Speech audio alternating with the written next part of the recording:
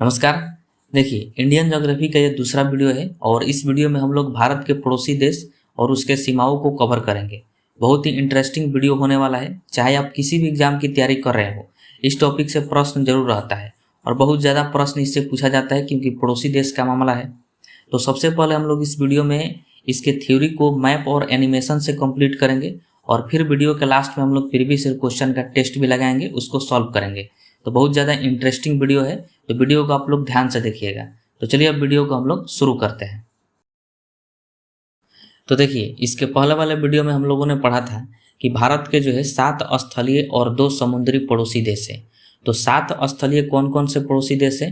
तो पहला है पाकिस्तान, अफगानिस्तान, चीन, नेपाल, भूटान, म्यांमार और बांग्लादेश। तो ये कुल 7 भारत के स्थलीय पड़ोसी देश है। तो इस वीडियो में हम लोग इन 7 के बारे में एकदम कंप्लीट डिटेल्स में पढ़ने वाले हैं। जो भी इनसे महत्वपूर्ण एग्जाम में प्रश्न पूछे जाते हैं, जो भी पॉइंट्स पूछे जाते हैं, उन सबको हम लोग कवर करेंगे एनिमेशन के थ्रू और मैप के थ्रू। तो चलिए हम लोग एक एक करके इसको पढ़ते हैं। तो आइए हम सबसे पहले पाकिस्तान की सीमा को समझते हैं। देखिए, भारत और पाकिस्तान के बीच जो सीमा रेखा है उसका नाम क्या है? तो रेड क्लिफ रेखा है। जैसा कि आप इमेज में देख रहे हैं कि ये कौन सी रेखा है? तो रेड क्लिफ रेखा है। तो इसका निर्धारण किसने किया था, ये पूछा जाता है। तो सर साइरिल रेडक्लिफ ने किया था 1947 में। ये आपको ध्यान रखना है। अब देखिए, रेडक्लिफ रेखा की लंबाई कितनी है? तो 3323 किलोमीटर है, जो भारत के संबंध में है। यानी भारत और पाकिस्तान के बीच जो सीमा रेखा है उसकी लंबाई 3323 किलोमीटर है। और जो रेडक्लिफ रेखा है, यह भारत के 3 राज्यों से और 2 केंद्र शासित प्रदेश से लगता है। अब 3 राज्य कौन कौन से हैं? तो जैसा कि आप इमेज में देख रहे हैं, पहला पंजाब है, राजस्थान और गुजरात। यही 3 राज्य भारत के हैं जिनका सीमा जो है पाकिस्तान के सीमा से सटा हुआ है, पाकिस्तान से लगता है। और 2 केंद्र शासित प्रदेश जम्मू कश्मीर और लद्दाख है। अब देखिए, किसी किसी पुराने किताबों में आप देखिएगा तो उसमें बताया गया है कि जो रेड क्लिफ रेखा है वो भारत के 4 राज्यों से लगता है। अब ऐसा उसमें क्यों कहा गया है? क्योंकि उस समय जो है जम्मू कश्मीर एक राज्य था, इसलिए 3 राज्य और एक जम्मू कश्मीर को जोड़ दिया जाता है, तो 4 राज्य उसमें लिखा है। लेकिन अब तो जम्मू कश्मीर केंद्र शासित प्रदेश बन गया है। तो इसीलिए ध्यान रखिएगा कि जो रेड क्लिफ रेखा है वो भारत के 3 राज्यों से, पंजाब, राजस्थान, गुजरात, इन्हीं 3 राज्यों से लगता है और 2 केंद्र शासित प्रदेश से, जम्मू कश्मीर और लद्दाख। ठीक है। इसकी अन्य जानकारी की बात करें तो ध्यान रखना है आपको कि पाकिस्तान की राजधानी कहाँ है? तो इस्लामाबाद है। और उसकी मुद्रा क्या है? तो पाकिस्तानी रुपया है।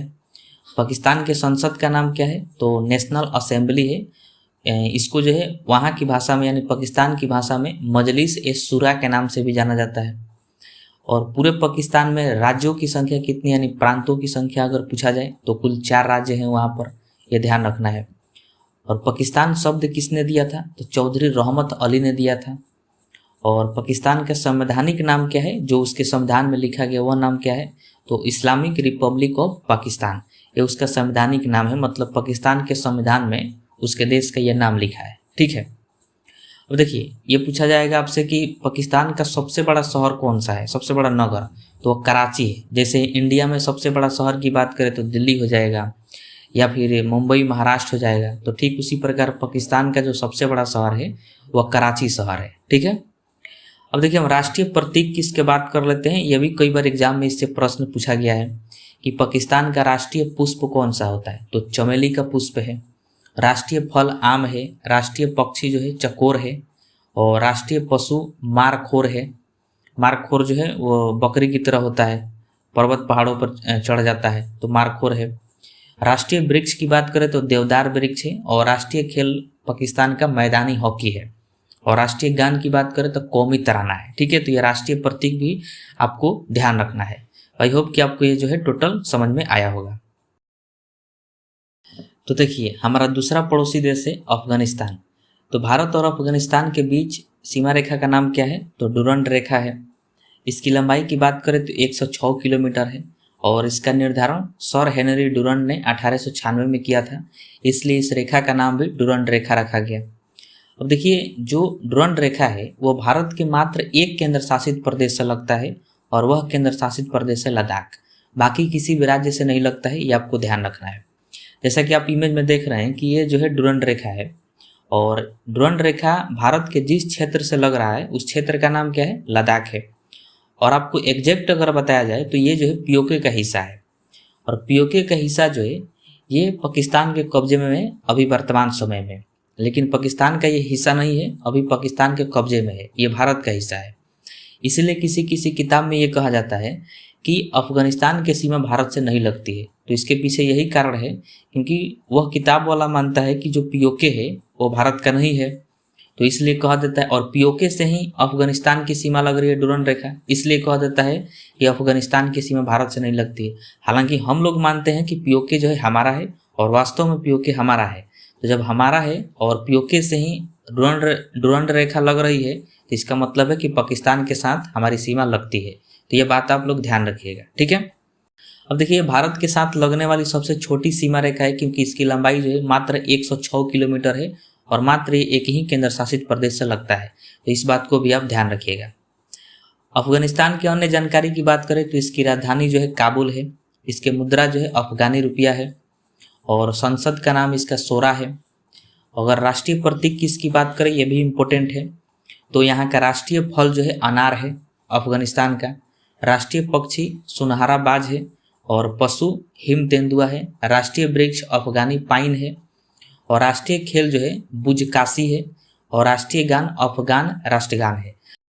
अब देखिए बुजकाशी खेल क्या होता है, तो इसमें जो है एक फील्ड में बहुत सारे घुड़सवार को इकट्ठा करके उनके बीच में किसी जानवर के मृत शरीर को रख दिया जाता है, जैसा कि आप इमेज में देख रहे हैं, और उनको एक स्थान निर्धारित कर दिया जाता है कि इस जानवर के मृत शरीर को लेकर जो पहले उस स्थान तक पहुंचेगा उसको विजेता घोषित कर दिया जाएगा।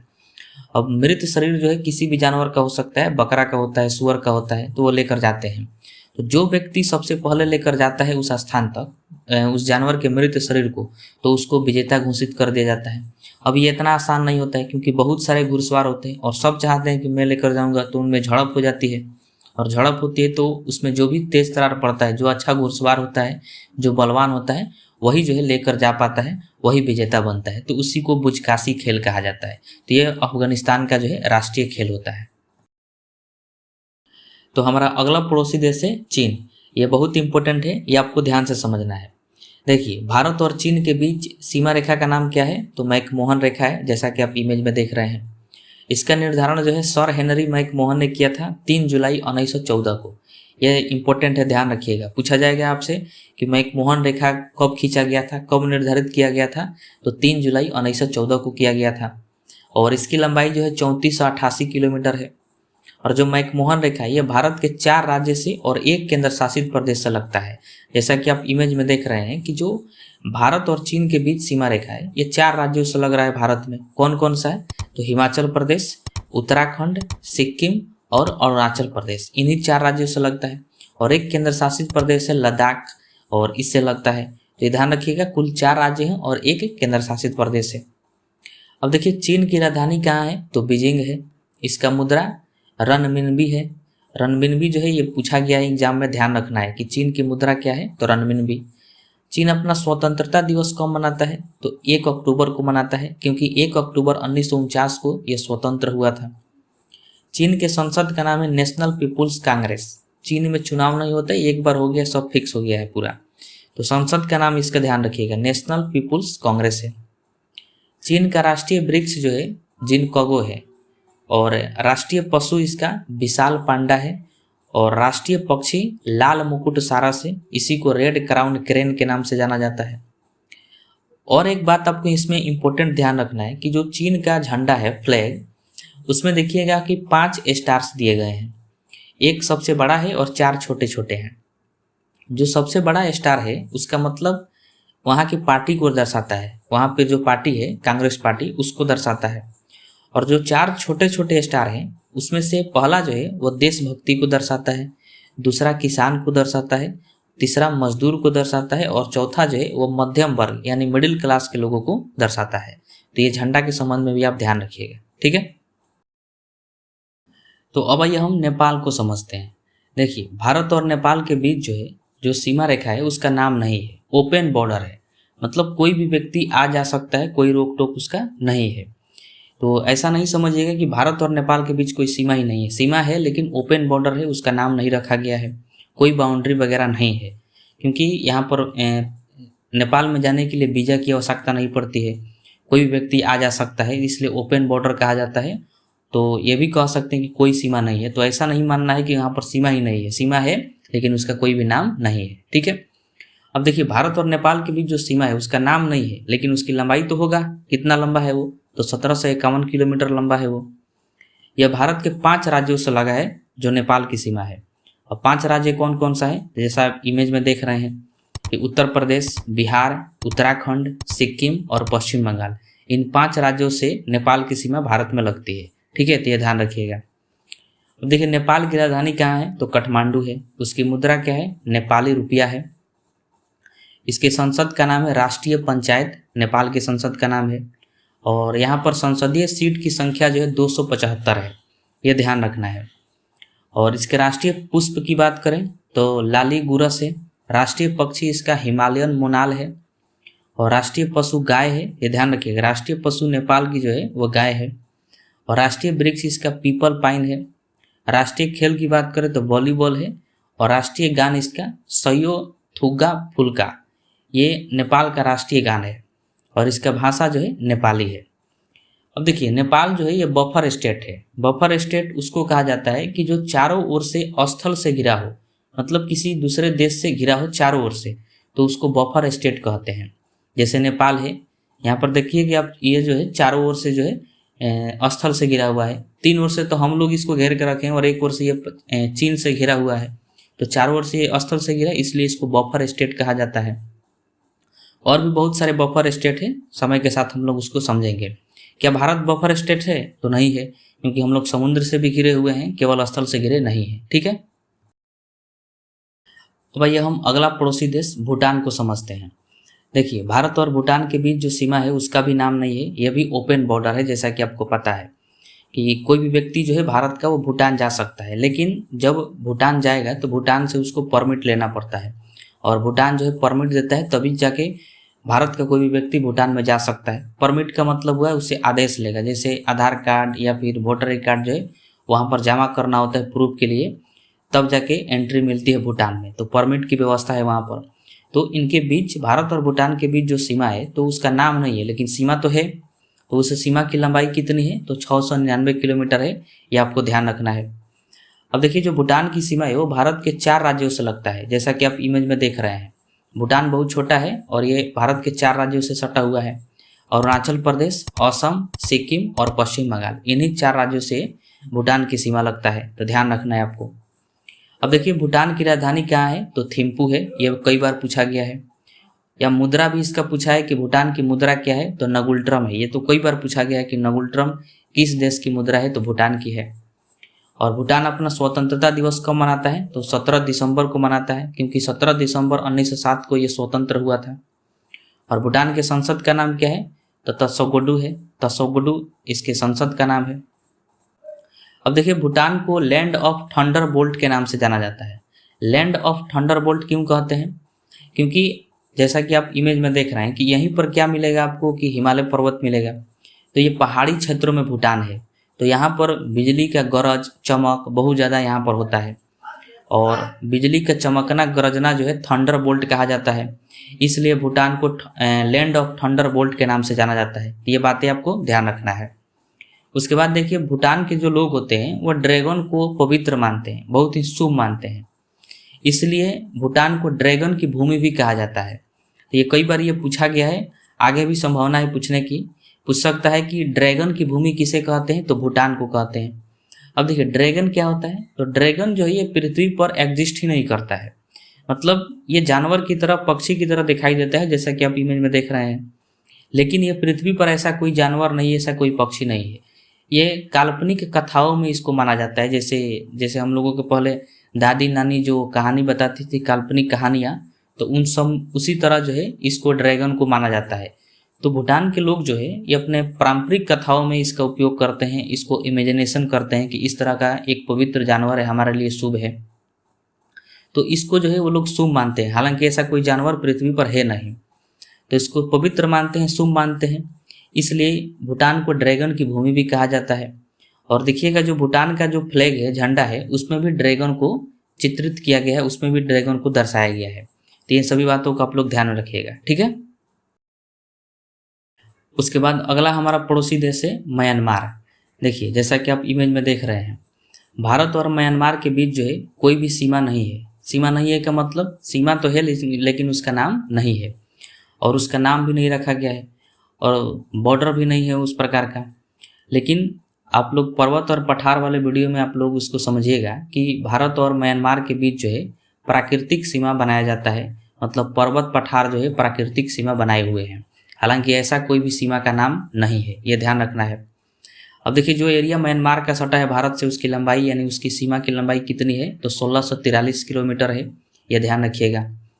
और म्यांमार की सीमा जो है भारत के 4 राज्यों से लगती है, जैसा कि आप इमेज में देख रहे हैं। सबसे पहला राज्य जो है ऊपर है अरुणाचल प्रदेश, उसके बाद मणिपुर, मिजोरम, नागालैंड। तो ये कुल 4 राज्य जो है भारत के, जिनकी सीमा म्यांमार की सीमा से सटी हुई म्यांमार से लगती है, ठीक है।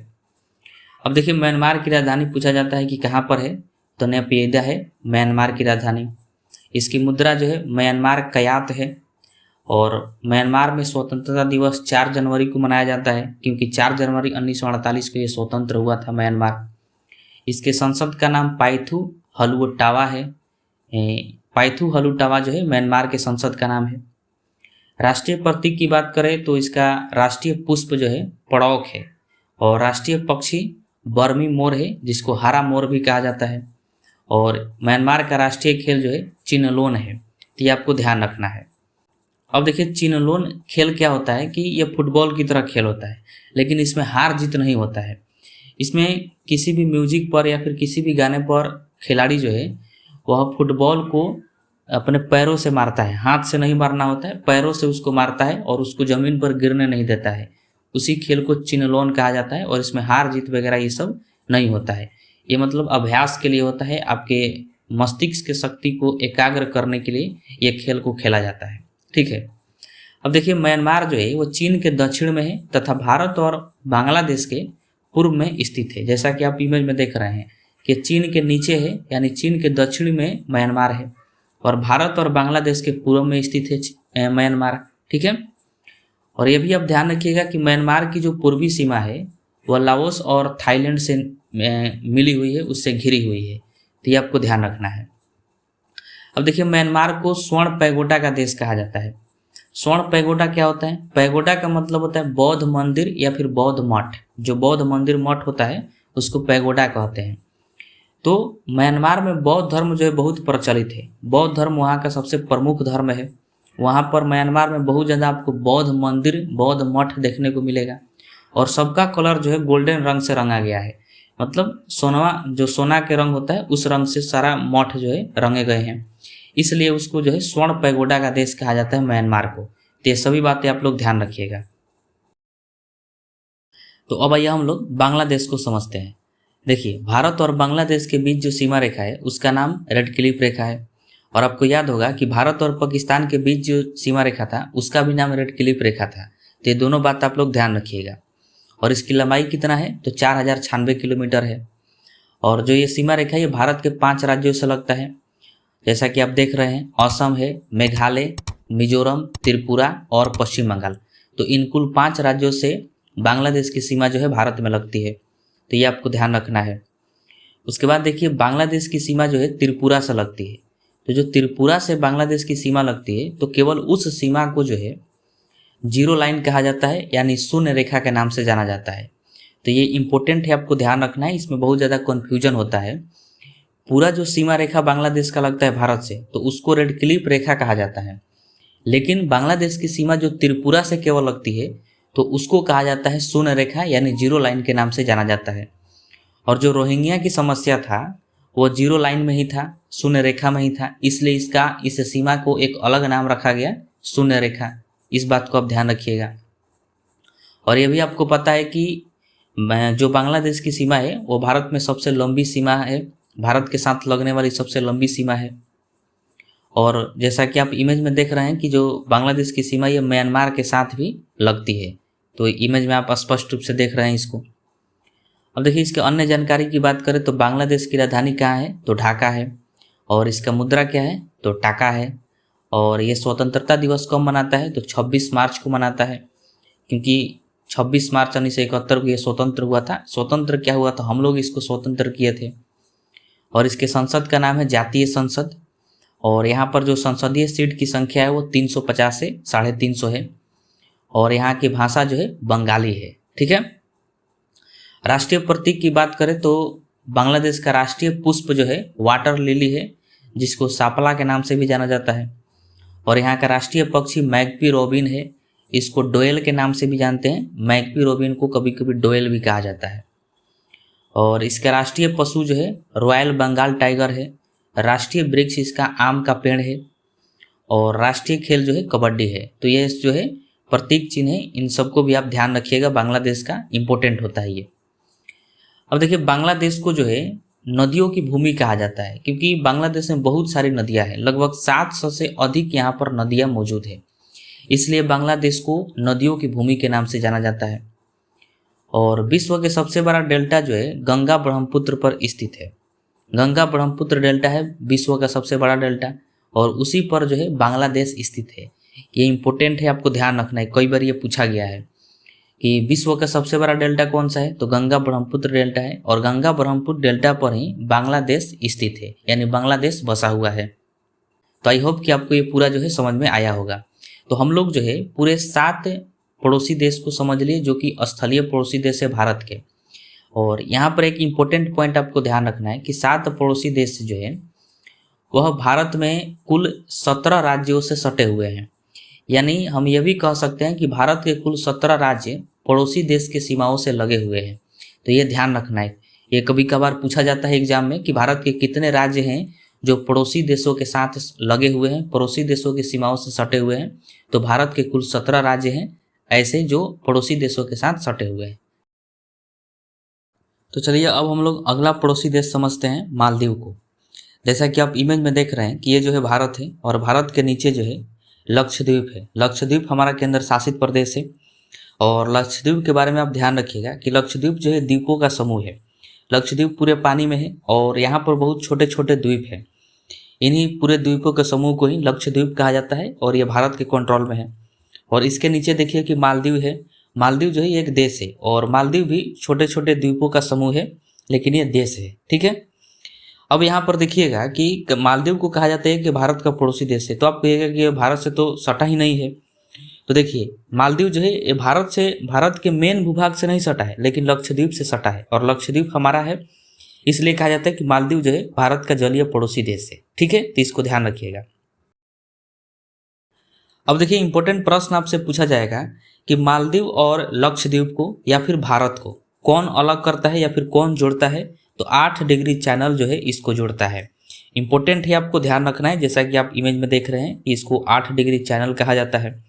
और 8 डिग्री चैनल जो है मालदीव और लक्षद्वीप दोनों को जोड़ता है। या फिर हम ये भी कह सकते हैं कि मालदीव और भारत को जोड़ने का काम जो है 8 डिग्री चैनल करता है। अब देखिए, चैनल का मतलब क्या होता है। तो चैनल का मतलब होता है कि अगर समुद्र में कोई पतला रास्ता है, भूभाग है, तो उसको चैनल कहा जाता है।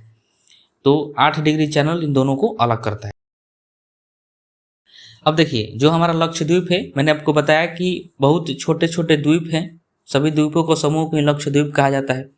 तो इस पर जो है कुछ महत्वपूर्ण द्वीप हैं जो एग्जाम में पूछे जाते हैं। जैसे लक्षद्वीप का ही एक द्वीप है कवरती द्वीप, और एक द्वीप है मिनिकॉय द्वीप। दोनों इंपॉर्टेंट है, इनसे प्रश्न पूछा जाता है। कवरती द्वीप जो है ये लक्षद्वीप की राजधानी है। तो पहला प्रश्न आपसे यही पूछा जाएगा कि लक्षद्वीप की राजधानी कहाँ है, तो कवरती द्वीप है। अब देखिए, कवरती द्वीप और मिनिकॉय द्वीप को अलग कौन कर रहा है, तो 9 डिग्री चैनल अलग कर रहा है, क्योंकि 9 डिग्री चैनल के ऊपर कवरती द्वीप है और 9 डिग्री चैनल के नीचे जो है मिनिकॉय द्वीप है। तो ये दोनों को अलग करता है। अच्छा, लक्षद्वीप का दोनों द्वीप है, कवरती द्वीप और मिनिकॉय द्वीप, और दोनों को अलग किया है 9 डिग्री चैनल। तो हम ये भी कह सकते हैं कि लक्षद्वीप को 2 भागों में बांट दिया है। तो ये प्रश्न एक बार पूछा गया था कि लक्षद्वीप को 2 बराबर भागों में कौन बांटता है, तो 9 डिग्री चैनल बांटता है। तो आई होप कि आपको ये समझ में आ गया हो। इन सभी बातों का आप लोग ध्यान रखिएगा। उसके बाद है श्रीलंका। देखिए, श्रीलंका जो है भारत के नीचे दक्षिण हिस्सा में मोती की तरह लटका हुआ है, उसको श्रीलंका कहते हैं। आप कई बार उसको मैप में देखे होंगे। तो भारत और श्रीलंका को कौन जोड़ता है, तो पाक जल संधि जोड़ता है।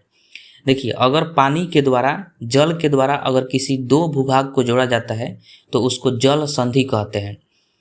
तो भारत और श्रीलंका को जल के द्वारा जोड़ा जाता है तो उसको जल संधि कहा जाएगा और उसका नाम रखा गया है पाक जल संधि। तो ध्यान रखिएगा कि पाक जल संधि द्वारा भारत और श्रीलंका जो है जुड़े हुए हैं। और ये भी आपको ध्यान रखना है, कई बार पूछा गया है कि बंगाल की खाड़ी और मन्नार की खाड़ी को कौन अलग करता है, तो पाक जल संधि ही अलग करता है। देखिए, जो हिंद महासागर है, श्रीलंका के नीचे वाला ये सब भाग पर क्या है, हिंद महासागर। तो हिंद महासागर में ही एक खाड़ी है मन्नार की खाड़ी, और बंगाल की खाड़ी तो आप जानते हैं इसके ऊपर है। तो मन्नार की खाड़ी और बंगाल की खाड़ी को जोड़ने का काम कौन करता है, तो पाक जल संधि करता है। और भारत और श्रीलंका के बीच जो सीमा है उसको पाक जल संधि कहते हैं। अब देखिए, पाक जल संधि जो है वो भारत के किस राज्य से लगता है, ये ध्यान रखिएगा, तो तमिलनाडु राज्य से लगता है, ये इंपॉर्टेंट है। और श्रीलंका को पूर्व का मोती कहा जाता है क्योंकि ये मोती की तरह जो है लटका हुआ है, तो श्रीलंका को पूर्व का मोती कहते हैं। तो ये सभी बातें जो आप ध्यान रखिएगा, इंपॉर्टेंट होता है। अब ये हम समझते हैं, एक हमारा केंद्र शासित प्रदेश है अंडमान निकोबार द्वीप समूह, बहुत इंपॉर्टेंट है, इससे एग्जाम में प्रश्न पूछा जाता है। तो मैंने सोचा कि इसको भी हम इसको कवर कर लेते हैं ताकि आपका टोटल जो है क्लियर हो जाए। देखिए, अंडमान निकोबार द्वीप समूह आपको जो है एक लाइन की तरह दिखाई देता होगा, जो कि वो भी द्वीपों का समूह ही है, समुद्र के अंदर है और द्वीपों का वो समूह है। उसमें बहुत सारे छोटे छोटे द्वीप हैं और उन सभी द्वीपों का जो है नाम रखा गया है। जैसे आप इमेज में देख रहे हैं कि सबसे ऊपर जो है उत्तरी अंडमान है, उसके बाद है मध्य अंडमान, उसके बाद दक्षिणी अंडमान, उसके बाद है लिटिल अंडमान, और फिर है निकोबार, और सबसे लास्ट में है ग्रेट निकोबार। तो इन सबको मिलाकर जो है अंडमान निकोबार द्वीप समूह कहा जाता है। देखिए, बहुत सारे नामों में अंडमान है और उसके बाद दो नामों में क्या है, निकोबार है। तो अंडमान निकोबार इसीलिए इनको बोला जाता है। और द्वीप हैं, द्वीप समूह है, तो इसलिए इनको अंडमान निकोबार द्वीप समूह के नाम से जाना जाता है। अब देखिए, इसमें प्रश्न पूछा जाता है कि कौन किसको अलग करता है, कितना डिग्री चैनल अलग करता है। जैसे यहाँ पर आप देख सकते हैं कि दक्षिणी अंडमान और लिटिल अंडमान, इन दोनों को कौन अलग कर रहा है या फिर कौन जोड़ रहा है, तो दक्कन जलमार्ग जोड़ रहा है, ये ध्यान रखिएगा। उसके बाद देखिए, निकोबार को और लिटिल अंडमान को कौन अलग कर रहा है, तो 10 डिग्री चैनल अलग कर रहा है। जैसा आप इमेज में देख रहे हैं, इमेज के थ्रू अगर आप इसको ध्यान से देखकर समझिएगा तो आपको समझ में आ जाएगा कि निकोबार और लिटिल अंडमान को कौन अलग कर रहा है, तो 10 डिग्री चैनल अलग कर रहा है। उसके बाद मैंने आपको बताया था कि ग्रेट निकोबार जो है वह भारत का सबसे दक्षिणतम बिंदु है, ग्रेट निकोबार। और ग्रेट निकोबार पर ही एक पॉइंट है इंदिरा पॉइंट, तो इंदिरा पॉइंट जो है वह भारत का सबसे दक्षिणतम बिंदु हो जाता है। तो ये ध्यान रखिएगा, पूछा जाएगा कि इंदिरा पॉइंट कहाँ पर है, तो ग्रेट निकोबार में है। ठीक है। अब देखिए, ये पूरा जो है अंडमान निकोबार द्वीप समूह है और यहाँ पर जो है इंडोनेशिया का सुमात्रा द्वीप है। तो सुमात्रा द्वीप और अंडमान निकोबार द्वीप समूह, इन दोनों को अलग करने का काम कौन करता है, तो ग्रेट चैनल करता है। जैसा कि आप देख रहे हैं कि जो ये ग्रेट चैनल है, ग्रेट चैनल अंडमान निकोबार द्वीप समूह और सुमात्रा द्वीप, इन दोनों के बीच में है। तो ये कई बार प्रश्न पूछा गया है कि सुमात्रा द्वीप जो कि इंडोनेशिया का है और अंडमान निकोबार द्वीप समूह को कौन अलग करता है, फिर कौन जोड़ता है, तो ग्रेट चैनल उसको जोड़ता है। ठीक है। तो ये सभी बातें आपको ध्यान रखना है, इंपॉर्टेंट है। अब देखिए, जो उत्तरी अंडमान है उसी पर जो है सैंडल पीक है, सैंडल पीक जो कि चोटी है। तो पूछा जाता है कि अंडमान निकोबार द्वीप समूह की सबसे ऊंची चोटी का नाम क्या है, तो सैंडल पीक है। और सैंडल पीक कहाँ पर है, तो उत्तरी अंडमान में है। ये डायरेक्टली पूछा जाता है कि सैंडल पीक कहाँ पर है, तो उत्तरी अंडमान में स्थित है। ठीक है। उसके बाद देखिए, जो दक्षिणी अंडमान है वहाँ पर पोर्ट ब्लेयर है, पोर्ट ब्लेयर स्थान का नाम है। और पोर्ट ब्लेयर जो है राजधानी है, किसकी राजधानी है, तो अंडमान निकोबार द्वीप समूह की। तो यहाँ से आपको एक प्रश्न ध्यान रखना है कि अंडमान निकोबार द्वीप समूह की राजधानी कहाँ है, तो पोर्ट ब्लेयर है। और पोर्ट ब्लेयर किस पर है, तो दक्षिणी अंडमान पर है। अब देखिए, जो अंडमान निकोबार द्वीप समूह है उसके अगल बगल में बहुत सारे छोटे छोटे द्वीप हैं और जो कि इम्पोर्टेंट है। जैसे देखिए, ऊपर जो है 2 द्वीप आपको नजर आ रहा होगा, इन दोनों द्वीपों को कोको द्वीप कहा जाता है। और ये कोको द्वीप जो है भारत का नहीं है, म्यांमार का है। कहाँ का है? म्यांमार का है। म्यांमार का जो है कंट्रोल इन कोको द्वीप पर है। अब कोको द्वीप जो है अंडमान निकोबार द्वीप समूह के पास है, द्वीप समूह के साथ सीमा बना रहा है। तो इसीलिए कहा जाता है कि जो म्यांमार है वो भारत के साथ दो तरह से सीमा बनाता है। एक तो म्यांमार में हम लोग पढ़े कि स्थलीय सीमा बना रहा है, और कोको द्वीप जो है म्यांमार का है, और म्यांमार जो है और कोको द्वीप जो है वो हमारे अंडमान निकोबार द्वीप समूह के साथ सीमा बना रहा है। तो इसका मतलब है कि म्यांमार का ही सीमा बन रहा है भारत के साथ। तो हम ये कह सकते हैं कि म्यांमार एक ऐसा देश है जो भारत के साथ दो तरह से सीमा बनाता है, एक स्थलीय और दूसरा जलीय। तो इस बात को ध्यान रखिएगा। उसके बाद देखिए मध्य अंडमान के पूर्व में नारकोंडम द्वीप है, और नारकोंडम द्वीप जो है यह ज्वालामुखी वाला द्वीप है, लेकिन यह सक्रिय नहीं है। तो इस बात को ध्यान रखिएगा। ठीक उसके नीचे जो है बैरन द्वीप है। बैरन द्वीप कई बार इसे प्रश्न पूछा गया है। बैरन द्वीप जो है यह भी ज्वालामुखी वाला द्वीप है, लेकिन यह भारत का एकमात्र सक्रिय ज्वालामुखी वाला द्वीप है। मतलब जो बैरन द्वीप पर ज्वालामुखी है वो सक्रिय हैं, अभी भी वो जल रहे हैं। तो प्रश्न पूछा जाता है कि भारत का एकमात्र सक्रिय ज्वालामुखी वाला द्वीप कौन सा है? तो बैरन द्वीप है। और बैरन द्वीप कहाँ पर है? तो अंडमान निकोबार द्वीप समूह के समीप है। तो ये बात आप लोग ध्यान रखिएगा।